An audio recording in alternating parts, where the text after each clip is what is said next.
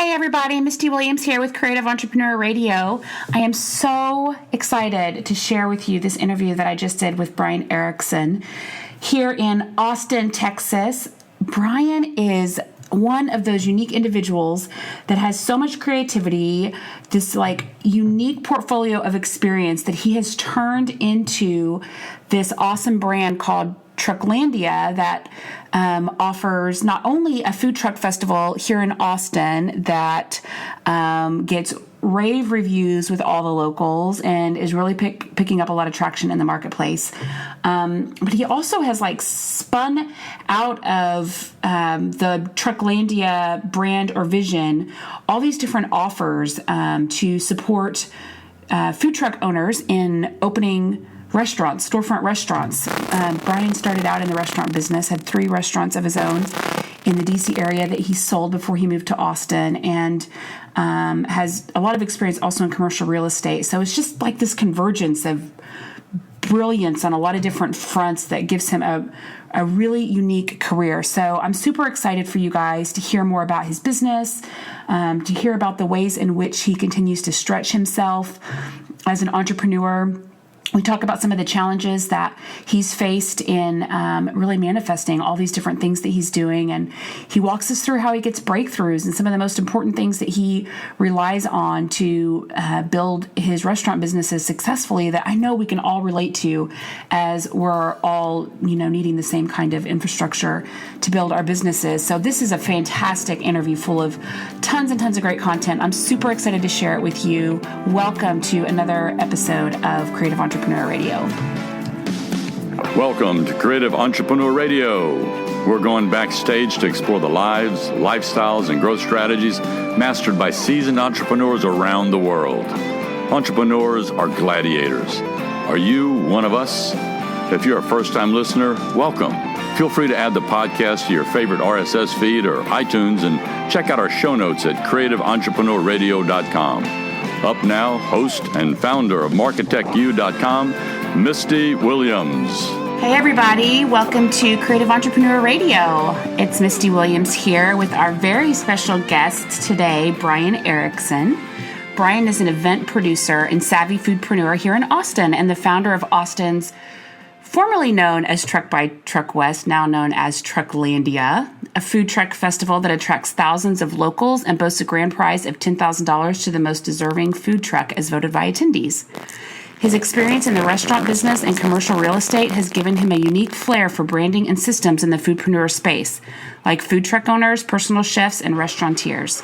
Over the last 3 years, Brian has parlayed his expertise into a coaching and consulting practice that supports all sorts of creative projects for local Austin brands like the popular Bouldin Creek Cafe, Manflow Yoga, and well-known food truck and #1 Yelp-Rated, Hey, You Gonna Eat That or What? He uses his creativity and expertise to elevate and support other entrepreneurs in growing businesses that are outside the box and tapped into the power of human potential. Welcome, Brian. I'm so excited you're here. Thank you, Misty. Thank you for having me. Yeah. Well, I hope that in this interview, I'm able to capture the total fabulousness that is Brian Erickson, because ever since I've met you and started following you on Facebook especially and gotten the chance to hang out with you, I've just been delighted by your awesome personality and beautiful perspective on the world and the way that you just keep working on yourself and endeavoring to be the very best human being that you can be. So I love it, and I love you, and thank you so much for being here. Oh, thank you. It's been my pleasure to get to know you as well. We have many more late nights to come, I'm sure. Yes, please. Well, why don't you just kind of start with the beginning of your adult story, getting started in the restaurant business. Can we start when I was 4? Let's go back to the beginning. That's what everybody wants. That's what they want to know. So getting started in the restaurant business. So let me just kind of frame this up for everybody, because one of the funnest things for me about getting to know Brian is that when he talks about restaurant and food, he's not really talking about restaurant and food. He's talking about presentation and fabulousness and creating these amazing experiences. Like, you just make restaurants and food seem so much fun. So take us back to the beginning, and we're going to get to the really fun Brian Erickson through the trajectory of this story. No pressure, but be fabulous. Yeah, right? Well, yeah, one thing that naturally occurred to me was the creation of team. And when I started the restaurants back in 2005, I had 3 restaurants from 2005 to 2010, had 3 restaurants up in Washington, D.C., Northern Virginia area. And we sold them in 2010. And the people who purchased them, didn't keep them up and running. And so they kind of closed off one after another within a course of maybe 3 years. But it was definitely a lot of fun, and I saw from the reviews and things like that, like, oh, can tell new management took over, nobody cares, nobody da-da-da. And so, it's kind of bittersweet, right? Yeah, it would be so hard to see that happen to your baby. Yeah, there's pluses and minuses to seeing, would have been to see my empire grow, under someone else's tutelage versus, it's kind of over. And you know what? I did build something amazing because it was amazing, and it was time for us to move on and move from DC to Austin. But at the time, what I built was, a business that generated a lot of revenue, grew 23% per year. I had 100% employee retention after an 18-month stretch of it. It took me about 2 years to get there. But my philosophy is creating, being the best that you can be, whatever your product is, right? And then how that translates down into having the best team you can have. Everyone's like, oh man, turnover and employees and da-da-da-da-da, and it's so hard to get good help. And, no one really wants to sit and have a conversation about, are they the best that they can be? Are they producing the best product? Are they producing the best experience? Are they producing the best branding? Are they communicating to their customers and to their employees? And, do you think Google has a problem finding good help? Do you think Facebook has a problem finding good help? No, because, they focus on being the best that they can be. So, right. And creating a great experience for everybody. Yeah, and so everything that goes into it, it's all about the experience, and just having fun, and it wasn't all rainbows and sunshine, don't get me wrong, for the first, I think the first year, we only had our first place only had a staff of around 30, and I think we went through, I had 650 W-2s. Oh, God. And we were open the first year. We were only open like eight months out of the year. Right. So, it really wasn't all rainbows and sunshine. There's trouble in paradise, baby. Yeah. But, focusing on being clear and communicating and saying, here's what I expect and here's how it's going to work. And, my employee or the employees that I had were all ambassadors of my brand. I could not possibly speak to every table. So it was my job to be as passionate about what I was doing, to have as much fun as I could, and allow that to infect my staff, and because I knew that whatever space I was in was going to translate to my customer, and focusing on consistency and quality and value and all that good stuff that you do inside the restaurant. Obviously helped as well, but the staff is by far just as important as the food inside of the experience. So, did you find that it was pretty easy for you, just like once you saw that we've got a problem here with keeping employees and you needing to make a better experience or create a better experience for them, and also in turn your customers, I'm sure. Was it pretty easy for you to start putting the pieces into place to make that improvement, or did you have some fundamental things that you had to work through, or just what was that like? Because I know that in this community, this creative entrepreneur community, that we have people that need to walk the same road, or maybe that are trying to walk this road and struggling a little bit, No, I was like, what is wrong with humanity? It's them. Like, are you kidding Change me? is hard. This You go is first. What? Change is hard. You go first. Yeah.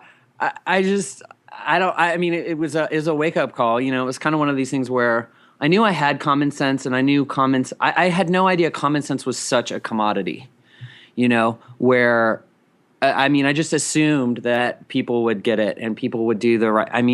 That was my mistake in the beginning, not to be clear and not to communicate and not to have policies and written procedures and all these things and bring people on. So definitely a lot of heartache in the beginning, and, cost a lot of money because I was constantly training and retraining and and, just being very clear, getting to the point where I was very clear and having things written down and just a lot of hand holding. But no, I certainly didn't go into it with such, I don't know, acumen, for lack of better words. It was definitely a learning process, and understanding that, common sense is definitely. I would hire someone with a good attitude and common sense over experience any day. Right. So yeah, because you could train them. Yep. Teach them what you want them to do. Right.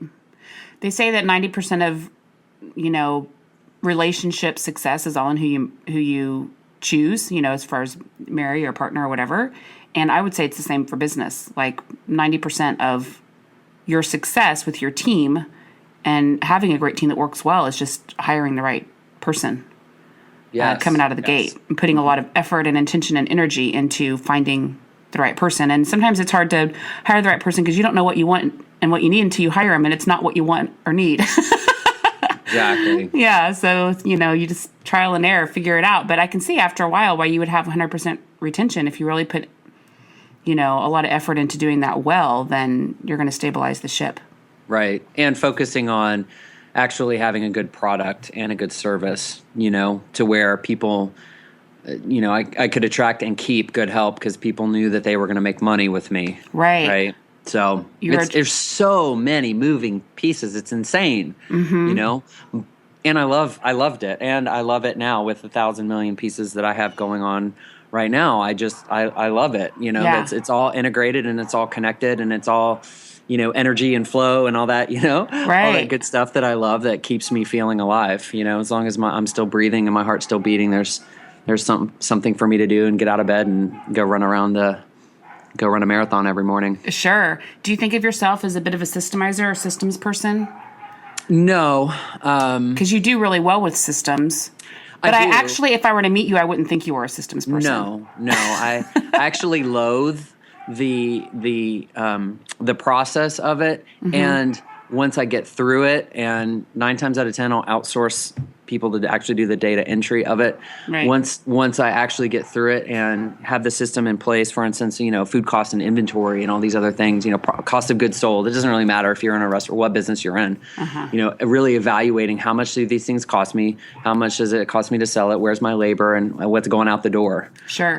Once all that analyzation takes place, the power that you can have just by the adjustment of it, moving a little dime or a nickel or whatever. And then once you have your item sales trends and your products and what's moving, it's amazing. It's awesome. It's totally worth it. But I don't default to want to sit and, do data entry and, CPA, bookkeeping. None of that is my strength at all. Yeah. I'm the much more creative visionary. Let's go bounce around ideas in the clouds kind of guy. Right. But I need the balance. We all need the balance. At least having the knowledge of where we're at and what we can measure and profitability. If we're not measuring our profitability, if I don't know what's coming in and what's going out, then I'm not really a business person. I'm just working a job that's sucking 60, 70. I'm self-employed. I'm not a business owner. So you ended up selling the businesses and you came to Austin. Yep. Now, what brought you to Austin? It looks good on a map. So scientific. Yeah, no, I think it was a lot of the creative. Well, two things. I knew it was creative, and it had a lot of it had a lot of creative energy. It was live music capital of the world, and I just felt a big draw to it on a entrepreneurial level. Mm-hmm. The food scene here was great. The real estate. I've been in real estate since 2002, mm-hmm. and both residential and commercial. Started in residential and then shifted into commercial. I knew that all the indicators for a strong economy were there. Great cost of living, and as compared to DC, Northern Virginia. Right. You could get practically a mansion here. A 3-bedroom, 2-bath house would cost in DC. Sure. And the other thing was it was kind of like the poor man's California. We really wanted to move to Southern California, be next to the beach and stuff. But it was like, I think we might struggle a little bit if we move to California. We won't struggle as much if we move to Austin. Well, the first year I was here, I struggled more than my entire life. So I got like, it's not really what you expect. But right. I think no matter where you live and no matter where you are and no matter where you find yourself, if you're up to big things and if you're up to make a difference in your life and whoever's life, you're going to get beat down. It doesn't matter if your rent is $500 a month or $5,000 a month. Like it just doesn't matter. You know, it took more willpower and more commitment for me to raise $25,000 to produce the food truck festival than it did for me to produce $250,000 for my first restaurant. You know, my first restaurant was just kind of like, oh yeah, let's do this. Yeah, blah, blah, blah, blah. You know, and the festival that I did and that I produced and created I was just like, oh, I want to make a difference. I'm here to, you know, create authentic. I was just up to creating more things that mattered in life versus just a business. Right. And so I got tested. I don't like to use the word tested, but it just got confronted with a lot more challenges to prove that what I was up to was actually worth it. Right, right. So you moved to Austin and go through a personal crisis that probably you weren't expecting in your life. or maybe you were. Yeah, no, I mean, I think it was all connected. So, you know, I'm a big believer in the holistic approach to your life. So if there is a block around your business, chances are there's some other block around your relationship, or, you know, your business, your health, your relationships, your finances. They're all kind of connected. And so I was experiencing a big relationship block. You know, I've been married for 14 years to a woman, and being gay, that presented its share of issues. Sure. So really getting clear on that and you know, ending the marriage, dissolving the marriage, and getting clear on who I was and who I needed to be and live an authentic life really opened up the space for me to create an authentic business. And, you know, just dealing with some of the residual effects of, okay, now I don't have the support system, now I don't have the structure, now I don't have this little thing that I created that I thought was supporting me, which really wasn't, created the space for me to build a business with more commitment and more authenticity. So it's really interesting how, I mean, I see this in my own life too, and I've seen it in my clients. It's interesting how each area of our life, as we do our work, you know, or we have an area that we haven't done our work, for example, it affects everything. I just moved to Austin last year, as people who've been listening to the show know, or if you've been following me for any length of time know. And moving to Austin for me was a big leap, and I took a big risk. And, you know, I think there was something inside of me that was seeking to do deeper work and create more congruency. And it's been a really challenging 10 months or so, but the last few months I've just been having breakthrough after breakthrough. And it's funny, like some of the breakthroughs are seemingly so small, but I see them affecting my family relationships. They affect how I do business. They're affecting the kind of clients I'm attracting. It's unbelievable how these little bitty blocks really do like affect every channel and area of our life, and getting congruent and finding freedom and breaking through can make all the difference in our success. So, yeah. And it took me about a good year to see that, and really pushing through with what I wanted to create inside of a food truck festival. You know, I wanted to give $10,000 away. I wanted to make it a contest. I wanted the public to be able to go out and taste test all these, 60 different food trucks over 6 days. You know, nothing had been done like this in Austin. Right. And for me, kind of, I don't know if you want to use the word selfishly, but it fed into my intention of aligning myself with people who wanted to open their own restaurants. You know, so I can consult with you, and I'm a commercial realtor. I can advise you on spaces and market and demographics and blah, blah, blah, blah, blah. And what's a way for me to integrate myself into the community of mobile foodpreneurs and potential restaurateurs was, to create a product, in essence, a marketing product for them. So I create this big grand opening, for lack of better words. I'm going to bring, 1,500 to 2,000 people to your window, and you have one chance to woo them, to get them to vote for you, whether or not you think, they think you did the best job, and there's $10,000 in it for you. Yeah. So did Truck by Truckwest or Trucklandia really, was it kind of the thing that you birthed right after your divorce? Was it part of you kind of moving into this new space in your life, or was there kind of a gap there before you started? There was definitely a gap. I've been self-employed since 2002-ish. It's when I left my graphic design, marketing, advertising job for real estate.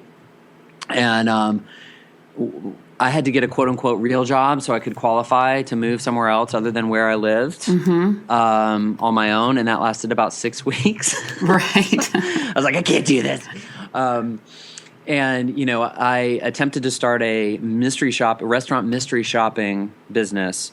And that failed. And the reason that failed was mentally I was not in the space to receive anything. I was not confident. I was just beat down, beat down. So sitting across from a sales prospect, and he says, yes, get this, Misty. He goes, yes, I've been looking for a mystery shopping service, and I still didn't close him. He goes, and now that's not like me. Like when I'm sitting, once I decide I'm going to close, I'm going to do it. Like I have an 85% close ratio. So, I don't have any problems closing, but I did not close any of these prospects. And, he's like, so what else have you done in Austin? And I hadn't done anything in Austin. I just let that, like he was a reflection of my own lack of confidence. So It took me a while to grow that confidence.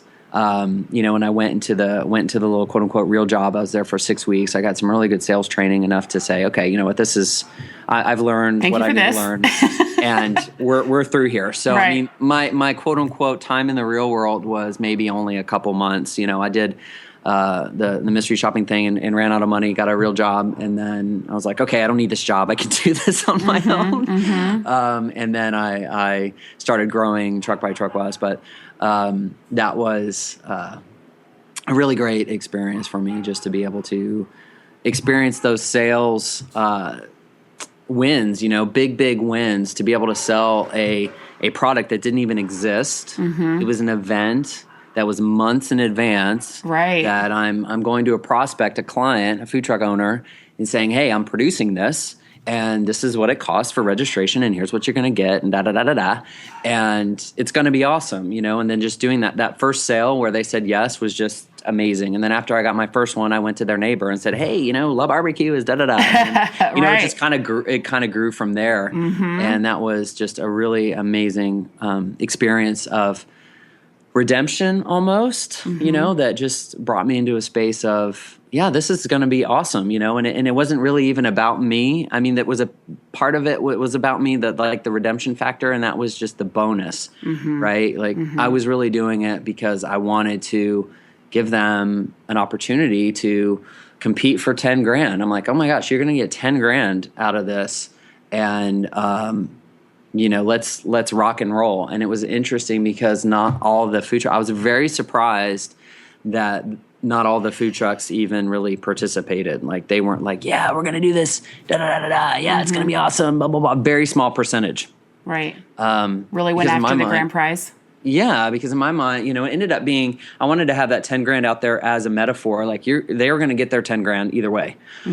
Right? Like, and what can we talk about how to bring in more business and be that value and be that service and attract the good employees and all those things that are important to me on a business metaphorical level, whether or not you win the $10,000.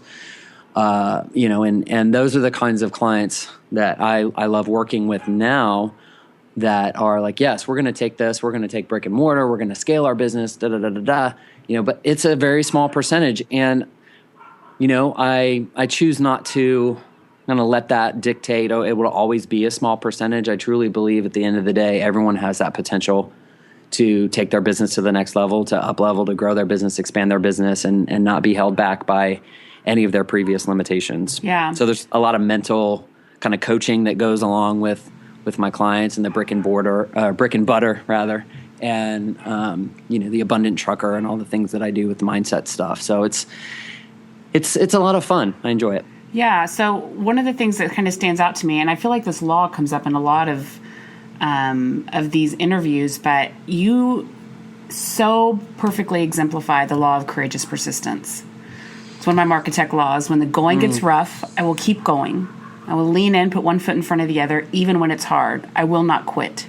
It's like the hallmark of an entrepreneur, for sure, really because there's so many people that come into the space, and the old adage of, most businesses fail in the first 5 years. If you are going to make it as an entrepreneur, you live by that law. Like, you just effing won't quit. No.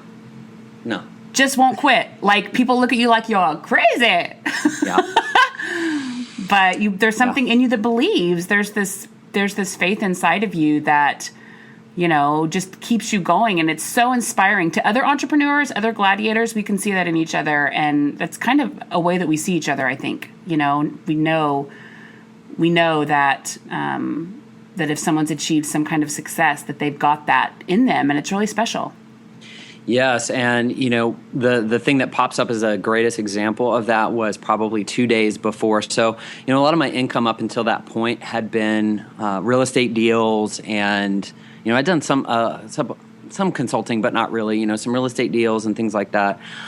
So I was the one who was personally sponsoring the $10,000. At that point, I didn't have corporate sponsors. I didn't have a product. Now I have a product where I can go to corporate sponsors and say, hey, our website's going to generate 535,000 hits this week, and we're going to have 2,000 people come out, and exposure. Lots of value that I can give to sponsors at this point. Yeah. But the first year, I had nothing. So the $10,000 was coming from me. Right. And it was being all the generous man that you are. Right. Like I had, and so it's like, okay, I'm figuring out. I did not charge the food trucks 100% of what it would cost to produce the event. Otherwise, I would have had, because they're giving away food and they're giving away samples the whole week. So I charged them to cover the print campaign I did and the radio campaign that I did. But there was still about a $10,000 to $12,000 delta between the cost of the grand prize that, in essence, I was going to pull from the income that I had from my own personal deals. Or the ticket sales, right? Mm-hmm. So what ended up happening 2 days before the event, my first year, we was talking about courageous persistence and faith and all this stuff. Two of my deals fell through. So, I thought I had like $20,000 in income coming to me, and then it turned out being nothing. And I had maybe about 200 ticket sales up until that point. So it was literally the day before the event. I only sold like 200.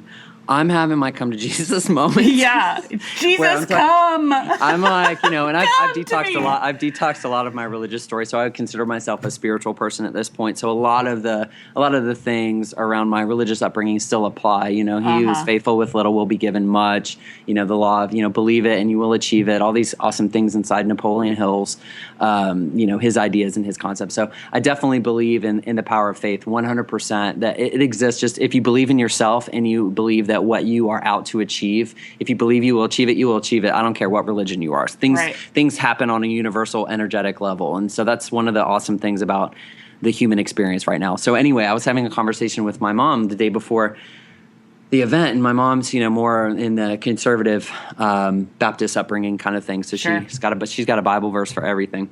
And she goes, I was like, Mom, I don't know. It's gotta, and she's like, look, do you know this is what God wants you to be doing? And I was like, yes. Like there was no question. Yeah. I had come down so many obstacles and hurdles and challenges, and it was just amazing, and it was going to happen. And I was like, yes. And she's like, that's all you need. You don't need the blueprint. Like if you wanted the blueprint, it wouldn't be called faith. If you had the blueprint, it wouldn't be called faith. Uh-huh. That's your mustard seed. That's your kernel. Just quit your crying. And Mama was giving me some tough love. Right. But it was totally true, and I totally, I was like, okay, yes, you're right, Mom, you're right. Mm-hmm. So I sent out my 6th press release, like the day before the event, and I got picked up on all 4 TV stations, I think. Awesome. Yeah, 4 TV stations. I went from like 200 to 1,500 literally overnight, and then that got me into like, holy crap, I'm getting on the phone, like trying to manage all these tickets, check-ins, and all this other stuff, like logistically, to where it was like, oh my God, yes. And then I had the 10,000, and then everything worked out. But it was really inside that space of quitting's not an option. And I knew quitting wasn't an option. I had decided quitting wasn't an option. That's, why I reached out to my mom, and I had that support system. So we all have that support system inside of us. At the end of the day, I could have crawled under the bed and woe is me, and oh my God, this is, oh, wah. But I didn't. Even in my desperate state, I still had that support system to know, and even after my conversation with my mom, it was still up to me to say, you know what? And it was like 2:00 in the morning, Misty, when I was putting out that press release on a Sunday morning. I was like, you know what? I am not going down. I am not going down without knowing I did everything in my power to make this the best it can be. Yeah. And, inside the courageous persistence of that, I mean, there's no other way it can be other than to get something for your good and something for your benefit. Mm-hmm. Mm-hmm. Yep. This kind of ties into the law of seed time and harvest that I see over and over. One of the things that I work on with my clients, and I know that you work on this in your businesses too, is you really have to master like the timing piece. I mean, like all your systems and processes and what do you do when, all kind of is anchored on, do you have a good sense of timing? So the law of seed time and harvest says there is no harvest without planting, watering, and fertilizing in season. I will learn the seasons and timing of the marketplace I serve so I can sow and reap at the right times. So like I see what you've done with Trucklandia and over again, like just being so consistent with seed time and harvest makes it so that every year this festival is bigger and better, and you just are so committed to mastering how to do this and who do you need and what do you do when, and who do you pull in. And you do this in every area of your life, not just with Trucklandia, but I think it's a really great example of that. Yeah, it's definitely a journey for sure, and really being open to harvest. I think entrepreneurs default to, I'm just going to plant this seed. I'm just going to plant this seed. I'm just going to plant this seed, and then they don't allow themselves to harvest, or they don't enjoy the harvest. And I've definitely seen that in my life, because we can default to work, struggle, and then payoff. And then we're just like, okay, I got a little bit of payoff. That's going to keep me going. It's not like, oh my God, thank you. This is freaking amazing. Like I just produced an event for Verizon last weekend for South by Southwest. And that was they just found me online and we started chatting about, whatever. We produced it at Stubbs and I did the food trucks and the catering and a whole bunch of stuff. But I mean, that was a lot of work inside of its own entity, and that was probably a month or so worth of work. But that all came out of the work that I had done with Trucklandia. And so, the day after, like it was all done and everybody was happy and everything went well and none of my worst nightmares came to Right. It was amazing. It was like one of those events that of all the things that could have gone wrong, none of them did. And I mean, just everything was amazing. The weather was everything was amazing. And I'm like, okay, now what's next? It was over and I was just like, okay, all right, what's next? Okay, what am I going to do with Truckland? Okay, I got to do the new website. And okay, I got to do my brick and butter training. And I got to work on my podcast. And I'm just like, just breathe. Entrepreneurs don't default to harvest. And that harvest is the breathing and it's the allowance of experiencing rest and just giving ourselves credit. I mean, that harvest isn't just the ticket sales or the money or whatever it is we want to see come to market, like the sales or the, we're in the red, in the black, and never, right. And you're an entrepreneur when you're happy with zero. Touche. You know what I mean? And so, like, we get excited when there's zero. Right. Which is, if we ever worked a job where we just worked and we didn't get paid or we just got paid the minimum, we'd be like, this sucks. But when we do it for ourselves, we're like, yes, I'm successful. Right. Well, especially when you're just starting out with a new idea, too. Yeah, it's so funny. It's so funny. But I see this a lot with entrepreneurs and particularly foodpreneurs, I call them, whether they be food truck owners or restaurants, because it's such arduous work and so hard and you're on your feet and it's taxing.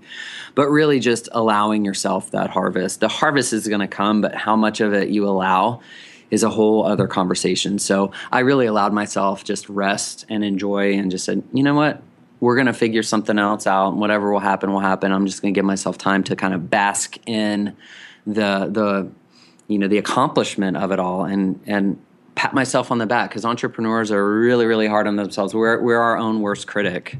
There is something to be said for the idea that harvest is a season. It's not just a verb. It's right. not just something that you do, but it really is. It's a cycle. Yeah, it's a season. And in that season, one of the things that you do is enjoy the fruits of your labor and rest and, take a breather and be kind to yourself and affirm yourself for sure. Yeah. That's what we should be doing. Instead of constantly feeling like, okay, great harvest, but I need to be sowing. I've got to be sowing. Like I can't stop, Right. It can be lethal. It's how we burn ourselves out. Yeah. So very good point about the harvest. I love that. Yeah. So you are constantly Mr. Reinvention Man. And every time I see you, you have like new projects and you're doing different things. So I want to hear about Brick and Butter because first of all, it's brilliant. Like I just love the branding of that. Yeah. And you're always like spewing all these little brilliant branding pieces out. You're so good. They can just carry you around with me wherever I go. So Yes. that when I'm having a bad day, I can pull out my Misty. Yes, please. Like a little. Yes. Can you make a little spray, a little homeopathic under the tongue spray? I just need a little Misty. Some misty drops. Yeah. So tell us about Brick and Butter, and then like you are always like challenging yourself to dig deeper and dream bigger and go further. And I would love to see hear what that journey is like for you right now. But first, Brick and Butter. What the age is that? And so, I mean, that's the intention inside of equipping, encouraging, and inspiring the mobile foodpreneur to take their business permanent, to have a brick and mortar location. So it's specifically for food. So whether they be caterers or chefs, or a lot of these people kind of in my space, whether they be food truck owners, I'm consulting with the personal chef right now, and her intention is to have delivery and have kind of, a concept where people come and pick up their food and this, that, and the other. So it's curriculum around kind of 5 steps around, building. There's a foundation step, and then walls, and then windows, and then a door, and then a roof, and they all tie into, marketing, communications, branding, service, pricing, strategic planning around, cost of the market and real estate. Real estate plays a part in that in terms of your strategic growth goals. Mm-hmm. But the foundation of it and the large majority of it is around the mindset training and the core. This is the core of everything else when we build our house. So this is a little house metaphor, right? So we can talk about strategies and tools and cost of goods sold and spreadsheets and systems and all that, and we'll go into that, and we have that, and I have that. But none of the tips, tools, strategies, and techniques matter if at the foundation of who you are, you think you're not worthy, you're unwilling to receive, you're unwilling to invest in yourself and take that break and that season and that cycle. And there's any part of you that believes that you're not worth it, or any self-worth issues or anything like that. So a large part of the coaching that I do for foodpreneurs, they'll come into me for consulting, right? So I kind of call it coach consulting. So they'll come into me for consulting. Hey, I want you to help me grow my business and, get a handle on my food costs and my labor costs, and help me with employee training and da-da-da-da-da. I want to open my own brick and mortar location. So I'm like, yeah, we can do that. And what are your goals? And I'll keep you accountable and da-da-da-da-da. And 9 times out of 10, there's something else going on in the background. Yep. In their relationship, or their business, or their health, or they're feeding their face, or they're drinking too much, or they're da-da-da-da, where I end up like coaching them through this. Hey, you can have it all. You don't have to work yourself to the nubs. You don't have, and so that's a large part of, and that's why I call it butter. Like, it's butter, baby, it's butter. And so, and that's all inside the Trucklandia brand, in encouraging, equipping, and inspiring the mobile foodpreneur, and the Abundant Trucker, which is the podcast that I produce. As I migrated away, as the South by Southwest folks came after me for bleep by Truckwest, and said that right. I wasn't allowed to use it anymore, and I just chose not to fight with them anymore. Yeah. But the new podcast is under, and the new radio is the Abundant Trucker, and it's all about the mindset, and we interview restaurateurs who used to be food truck owners. So I get to share fun. I get to share their journey and share their, because my experience, we didn't have food trucks in DC in 2005. It was just not an option. So I'm enthralled and intrigued at the idea and the possibility of, okay, you don't have $250,000, but you got $20,000. You can scrounge up $20,000, $20,000 to $50,000, depending on a number of factors. You can scrounge up and open your business and have a scalable. You can prove yourself, and not risk nearly as much, not go into those big 5-year lease terms and, kind of risk your whole life around it. But you can prove yourself and then go to an investor and say, hey, I've got the scalable concept, and then, this whole thing. So it's really my intention inside that to encourage, equip, and inspire the mobile foodpreneur, whether that be with specific tools, techniques, strategies, and all that stuff with the brick and butter, or just listening to an awesome story with the Abundant Trucker, or giving them the festival as a chance to expose them to new customers, as well as compete for $10,000 infusion into their business. It's such an interesting thing to hear you talk too, because your pedigree just like sets you up so beautifully to do what you're doing right now. I mean, starting out doing real estate, having so much experience in commercial real estate and all the restaurant experience, and just the passion that you have for developing yourself and growing as a human being, it just kind of converges into what you're doing right now. And it's unbelievable and special, and probably there's no one in the world quite like you. And no one like you. No one like Misty. me either. Don't you forget it. I love it. It's really, really inspiring to me. I mean, obviously my thing is supporting people and actualizing their full potential in the world. So I just get all lit up about, what people are doing and the way that they're embracing their journey. And I just love hearing you talk about it. It's so much fun. I know. I really enjoy it. And even the days that are like, oh my God, this is shit. How did I sign up for this? Right. Who signed me up for this? Right. That doesn't last very long, because I do realize how fortunate and blessed I am to be able to be creating this, and to be able to be this space of contribution to myself and to my family and to the community and to people who have the same heart I do. Right. People who love food and want to feed people and just have a good time. Like, restaurant folk are weird.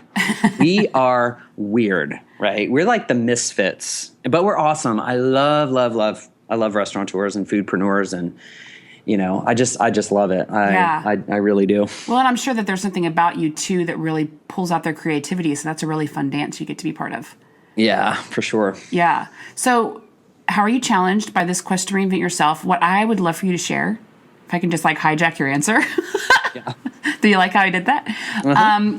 I would love for you to share some of the tools and resources that have really supported you in this journey to actualize as you've grown as an entrepreneur. Well, I definitely would say the elimination of toxic things, elimination of things that no longer serve me, and that's in all areas of my life. Right. Food, beverage, relationships, and business. So step one was elimination of things I knew didn't work, and being willing to have an honest conversation with myself and my business coach, and being held accountable for the elimination of those things. So I'm not going to take businesses and projects that conflict with what I want to do and what I want to create. So I steer away, or I refer out some business. If I'm not in alignment with you, I'm not going to sign up for it. I don't care if that's a date or a business deal. Right.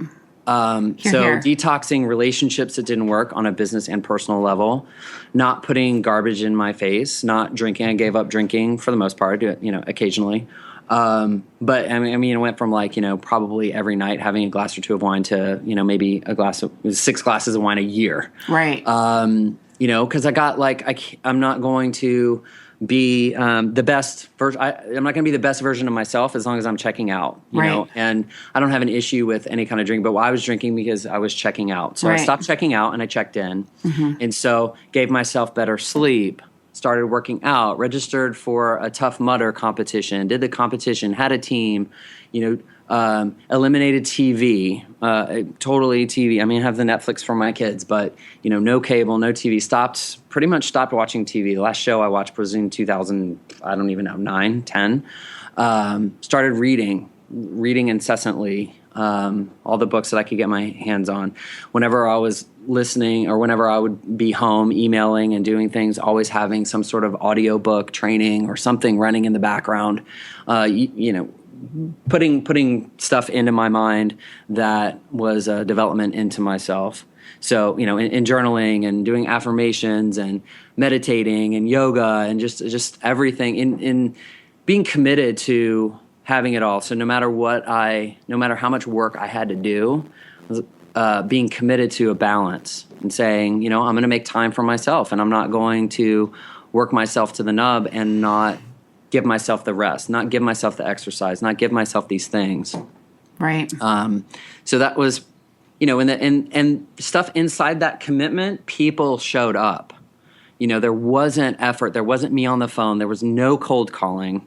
I'm just showing up and my phone is ringing, inside that intention. So that's what makes it magical. And that's what fuels me is, okay, yes, I'm doing the right thing. And okay, I get a random email from someone, Verizon, right.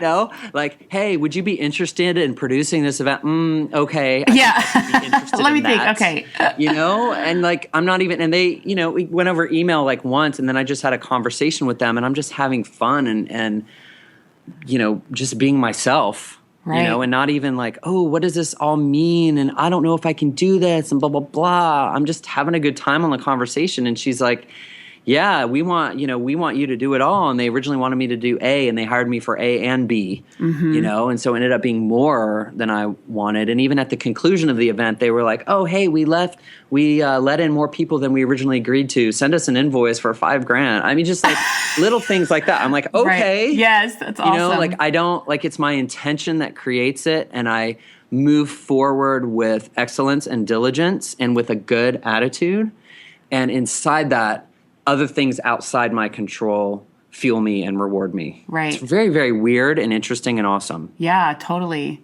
It was really hard for me too to let go of some of the toxic stuff. This was early on in my entrepreneurial journey, but it's kind of scary, the letting go. But it's unbelievable. Like, wow, look what filled up that space.